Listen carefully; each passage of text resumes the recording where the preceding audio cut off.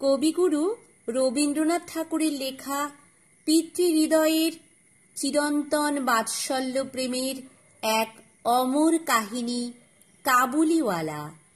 আজ পরিবেশিত হবে এই কাহিনীর দ্বিতীয় তথা শেষ পর্ব। গল্প পাঠে এবং বিভিন্ন চরিত্র চিত্রণে আমি মৌসুমী। তাহার কথা এক প্রকার ভুলিয়া গেলাম। আমরা যখন ঘরে বসিয়া চিরাভ্যস্ত মতো নিত্য কাজের মধ্যে দিনের পর দিন কাটাইতাম, তখন একজন স্বাধীন পর্বতচারী পুরুষ কারা প্রাচীরের মধ্যে যে কেমন করিয়া বর্ষ যাপন করিতেছে তাহা আমাদের মনেও উদয় হইত না। আর চঞ্চল হৃদয়া মিনির আচরণ যে অত্যন্ত লজ্জাজনক তাহা তাহার বাপকেও স্বীকার করিতে হয়। সে স্বচ্ছন্দে তাহার পুরাতন বন্ধুকে বিস্মৃত হইয়া প্রথমে নবী সহিসের সহিত সখ্য স্থাপন করিল। পরে ক্রমে যত তাহার বয়স বাড়িয়া উঠিতে লাগিল, ততই সখার পরিবর্তে একটি একটি করিয়া সখী জুটিতে লাগিল। এমনকি এখন তাহার বাবার লিখিবার ঘরেও তাহাকে আর দেখিতে পাওয়া যায় না। আমি তো তাহার সহিত এক প্রকার আড়ি করিয়াছি। কত বৎসর কাটিয়া গেল, আর একটি শরৎকাল আসিয়াছে। আমার মিনির বিবাহের সম্বন্ধ স্থির হইয়াছে। পূজার ছুটির মধ্যেই তাহার বিবাহ হইবে। কৈলাসবাসিনীর সঙ্গে সঙ্গে আমার ঘরের আনন্দময়ী পিতৃভবন অন্ধকার করিয়া পতিগৃহে যাত্রা করিবে। প্রভাতটি অতি সুন্দর হইয়া উদয় হইয়াছে। বর্ষার পরে এই শরতের নূতন ধৌত রৌদ্র যেন সোহাগায় গলানো নির্মল সোনার মতো রং ধরিয়াছে। কলিকাতার গলির ভিতরকার ইষ্টক জর্জর অপরিচ্ছন্ন ঘেঁষাঘেঁষি বাড়িগুলির উপরেও এই রৌদ্রের আভা একটি অপরূপ লাবণ্য বিস্তার করিয়াছে। আমার ঘরে আজ রাত্রি শেষ হইতে না হইতে সানাই বাজিতেছে। সে বাঁশি যেন আমার বুকের পঞ্জরের হাড়ের মধ্য হইতে কাঁদিয়া কাঁদিয়া বাজিয়া উঠিতেছে। করুণ ভৈরবী রাগিণীতে আমার আসন্ন বিচ্ছেদ ব্যথাকে শরতে রৌদ্রের সহিত সমস্ত বিশ্ব জগৎময় ব্যপ্ত করিয়া দিতেছে। আজ আমার মিনির বিবাহ। সকাল হইতে ভারী গোলমাল, লোকজনের আনাগোনা। উঠানে বাঁশ বাঁধিয়া পাল খাটানো হইতেছে। বাড়ির ঘরে ঘরে এবং বারান্দায় ঝাড় টাঙাইবার ঠুং ঠাং শব্দ উঠিতেছে। হাঁক ডাকের সীমা নাই। আমি আমার লিখিবার ঘরে বসিয়া হিসাব দেখিতেছি। এমন সময় রহমত আসিয়া সেলাম করিয়া দাঁড়াইল। আমি প্রথমে তাহাকে চিনিতে পারিলাম না। তাহার সে ঝুলি নাই, তাহার সে লম্বা চুল নাই, তাহার শরীরে পূর্বের মতো সে তেজ নাই। অবশেষে তাহার হাসি দেখিয়া তাহাকে চিনিলাম। কহিলাম, কি রে রহমত, কবে আসিলি? সে কহিল, কাল সন্ধ্যাবেলা জেল হইতে খালাস পাইয়াছি। কথাটা শুনিয়া কেমন কানে খট করিয়া উঠিল। কোন খুনিকে কখনো প্রত্যক্ষ দেখি নাই। ইহাকে দেখিয়া সমস্ত অন্তঃকরণ যেন সংকুচিত হইয়া গেল। আমার ইচ্ছা করিতে লাগিল, আজিকার এই শুভ দিনে এ লোকটা এখান হইতে গেলেই ভালো হয়।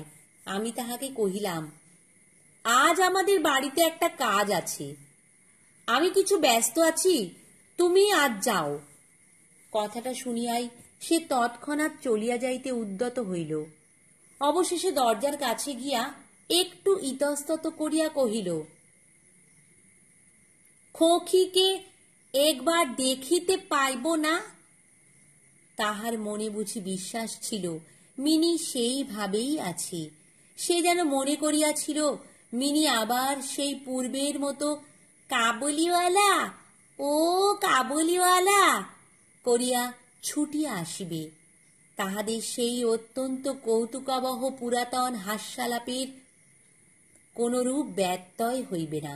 এমনকি পূর্ব বন্ধুত্ব স্মরণ করিয়া সে এক বাক্স আঙুর এবং কাগজের মোড়কে কিঞ্চিত কিশমিশ বাদাম বোধ করি কোনো স্বদেশীয় বন্ধুর নিকট হইতে চাহিয়া চিন্তিয়া সংগ্রহ করিয়া আনিয়াছিল। তাহার সে নিজের ঝুলিটি আর ছিল না। আমি কহিলাম, আজ বাড়িতে কাজ আছে, আজ আর কাহারো সহিত দেখা হইতে পারিবে না। সে যেন কিছু ক্ষুণ্ণ হইল, স্তব্ধভাবে দাঁড়াইয়া একবার স্থির দৃষ্টিতে আমার মুখের দিকে চাহিল। তারপরে বাবু সেলাম বলিয়া দ্বারের বাহির হইয়া গেল। আমার মনে কেমন একটু ব্যথা বোধ হইল। মনে করিতেছি তাহাকে ফিরিয়া ডাকিব, এমন সময় দেখি সে আপনি ফিরিয়া আসিতেছে। কাছে আসিয়া কহিল, এই আঙুর এবং কিঞ্চিত কিশমিশ বাদাম খোকির জন্য আনিয়াছিলাম, তাহাকে দিবেন। আমি সেগুলি লইয়া দাম দিতে উদ্যত হইলে সে হঠাৎ আমার হাত চাপিয়া ধরিল, কহিল, আপনার বহু দয়া, আমার চিরকাল স্মরণ থাকিবে, আমাকে পয়সা দিবেন না।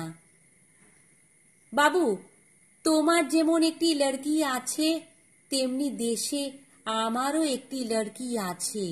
আমি তাহারই মুখখানি স্মরণ করিয়া তোমার খোঁখির জন্য কিছু কিছু মেওয়া হাতে লইয়া আসি।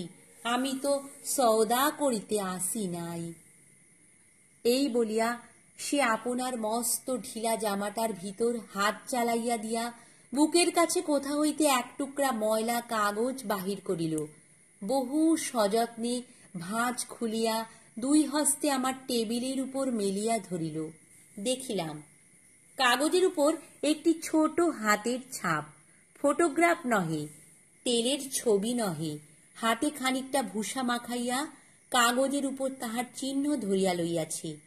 কন্যার এই স্মরণ চিহ্নটুকু বুকের কাছে লইয়া রহমত প্রতি বৎসর কলিকাতার রাস্তায় মেওয়া বেচিতে আসে, যেন সেই সুকোমল ক্ষুদ্র শিশু হস্তটুকুর স্পর্শখানি তাহার বিরাট বিরোহী বক্ষের মধ্যে সুধা সঞ্চয় করিয়া রাখে। দেখি আমার চোখ ছলছল করিয়া আসিল।